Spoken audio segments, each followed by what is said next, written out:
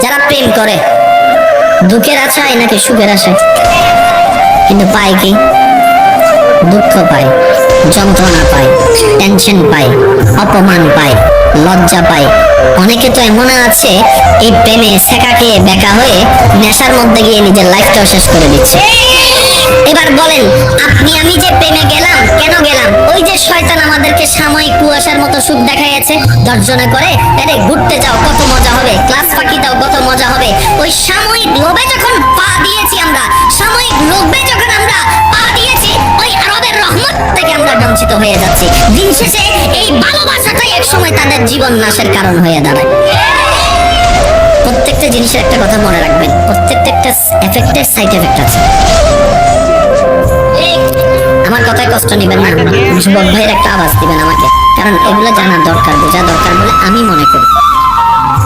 সবচেয়ে মারাত্মক রোগের মধ্যে একটা রোগ আছে না, এইডস। জোরে বলেন না। এখন না হয় অনেক ইজি হয়েছে, একটা সময় কিন্তু খুব ভয়ানক রোগ ছিল এইডস। এই এইডস রোগটা যেই সব কারণের মাধ্যমে প্রতিস্থাপিত হয়, তার মধ্যে একটা হচ্ছে